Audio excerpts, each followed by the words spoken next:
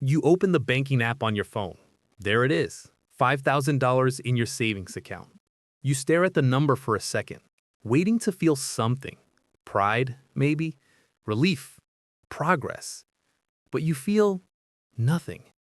Just that same quiet anxiety that never really goes away. Why does saving money feel like you're doing everything right, but getting nowhere? You're not lazy. You're not reckless. You've been following the rules.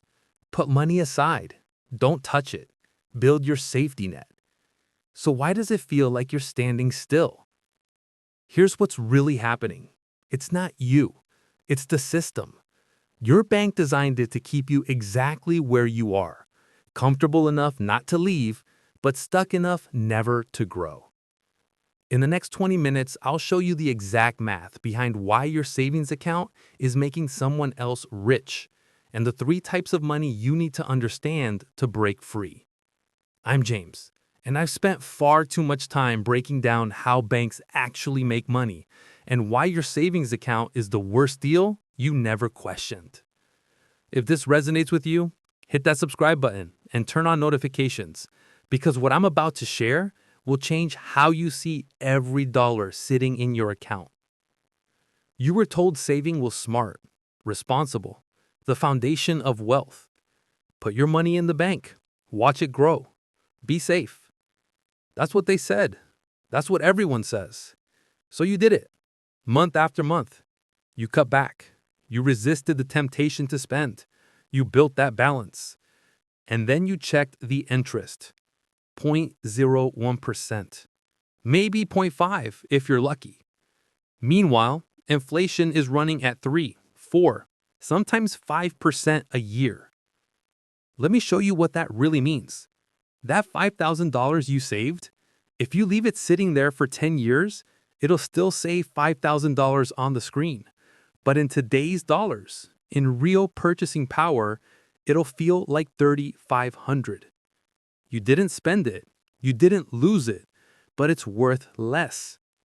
You're not building wealth, you're watching it evaporate in slow motion. And the worst part? You did everything right. You followed the advice. You trusted the system. But the system wasn't designed to help you grow. It was designed to keep you parked. Here's the truth. Nobody wants to say out loud. Banks don't want you to save. They want you to park your money so they can make money with it. Let me break down how this works. You put $10,000 in your savings account. The bank pays you 0.05% interest. That's $5 a year. Congratulations. Now here's what they do with your money. They lend it out to someone buying a car at 7%, to someone with a credit card at 18%, to someone refinancing their home at 5%. They're making hundreds, sometimes thousands of dollars in profit using your money. You get $5, they get $500 or $1,800 or more. The math is brutal. The bank makes 200 to 300 times more profit on your money than you do. Your savings account isn't a wealth-building tool. It's a revenue stream for them.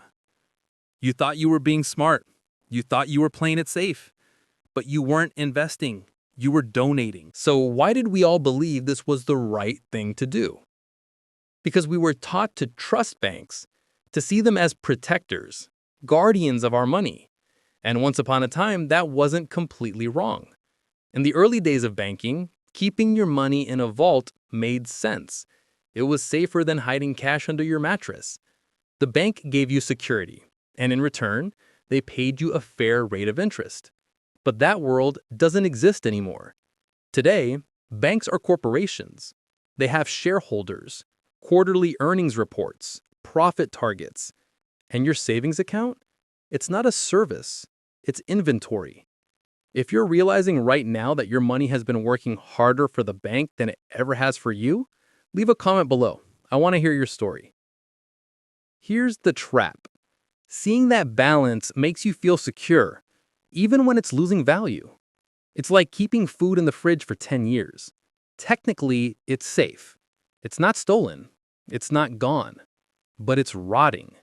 Let me show you the real cost of the solution. You save $10,000, you feel responsible. You feel smart. 10 years later, inflation has averaged 3% a year. That $10,000 now has the purchasing power of about $7,400. You didn't withdraw it, you didn't spend it, but you lost $2,600 in real value.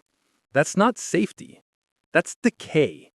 And the whole time, the bank was using your money to grow theirs. Here's what banks don't want you to understand. They profit from your fear. The more scared you are of losing money, the more you keep it safe. And the more they profit. Think about it. Every dollar sitting in your savings account is a dollar they can lend out at a massive markup. They need you to stay afraid. Afraid of the stock market, afraid of investing, afraid of anything that isn't a traditional savings account. Because the moment you move that money somewhere it actually grows, they lose their revenue stream. Let me give you 3 insights that banks will never tell you. Insight number 1. Savings accounts are designed to immobilize, not multiply. You've probably noticed the restrictions.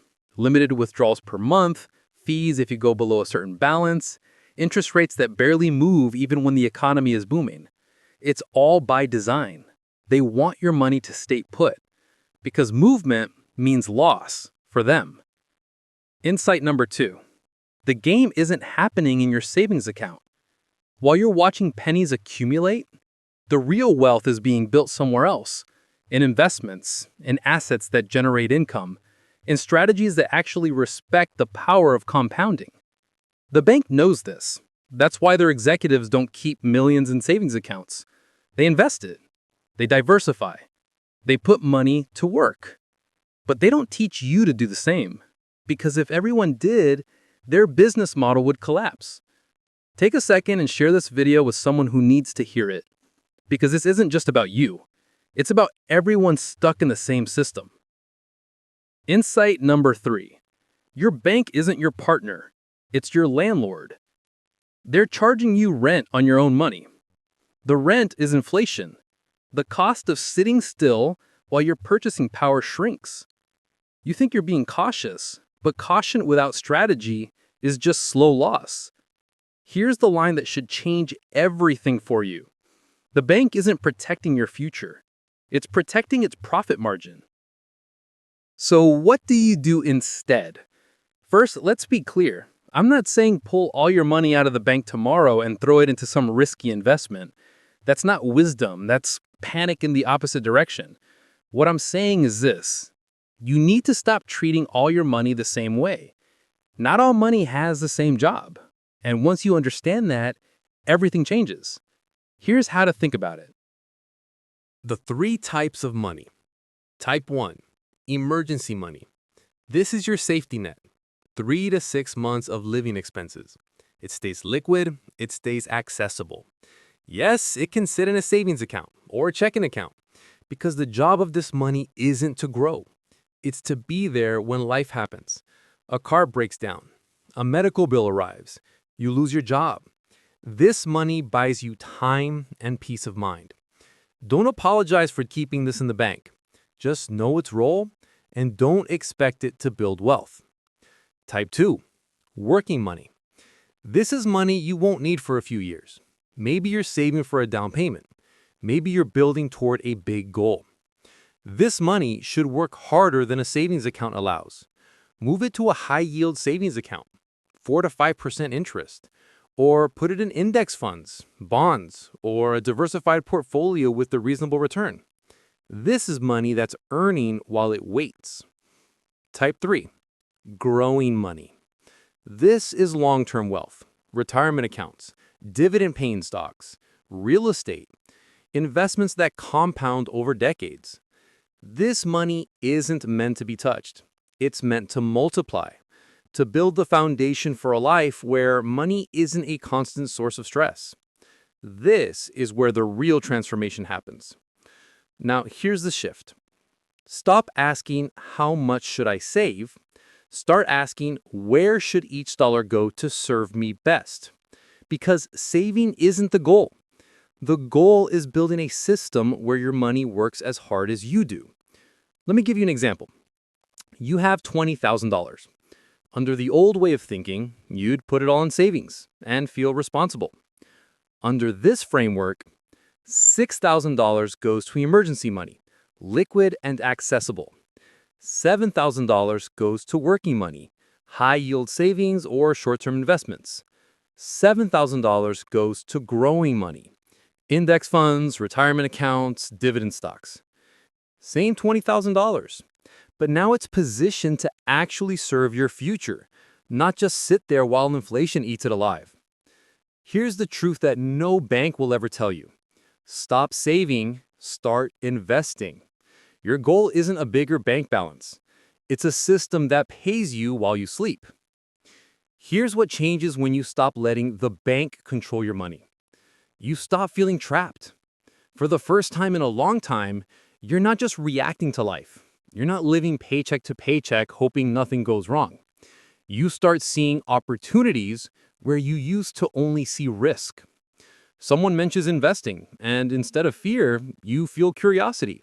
You start learning. You start asking better questions. And slowly, you realize something profound. Real security isn't having money sitting still. It's having money that works, that grows, that builds the kind of life where money isn't a constant source of stress. The bank taught you to fear losing money, but the real loss is time. Time your money could have been growing, compounding, building, creating the life you actually want, instead of the one you're just trying to survive. If this is hitting home, do me a favor. Save this video. Come back to it when you need the reminder. And drop a comment letting me know what you're changing after today. Let me tell you something that took me years to understand. Money doesn't want to sit still. It wants to move. It wants to multiply. It wants to make meaning. And when you finally give it permission to do that, when you stop hiding it in a savings account out of fear, everything shifts. You're not just building wealth. You're building confidence, clarity, control. Peace of mind is the first dividend your money pays. And that's something no savings account can ever give you. So here's where we are. You're not here to be a customer. You're here to be an investor in your future, in your freedom, in the life you're building one decision at a time. The bank doesn't want you to know this, because the moment you do, you stop needing them the way they need you. You start asking better questions, you start demanding better returns, you start treating your money like it matters, because it does. Financial freedom doesn't start with a fortune. It starts with understanding where your money actually works for you. You don't need $100,000 to begin. You don't need a finance degree. You don't need to be an expert. You just need to stop letting your bank decide for you. Look, I get it. Change is uncomfortable. It's easier to leave things as they are, to keep doing what you've always done. But comfort isn't the same as progress, and safety isn't the same as growth. The real flex isn't spending more. It's worrying less. And that starts when you take back control of where your money lives and how it grows. You're not behind. You're just on a different mile. And every mile you walk toward understanding money, really understanding it, is a mile closer to the life you deserve. I'm Mr. Coin, and remember, progress happens 1 mile at a time. If this changed how you see your savings, hit that subscribe button and check out the video on screen, where I break down exactly where to move your money next, step by step. Let's keep walking together.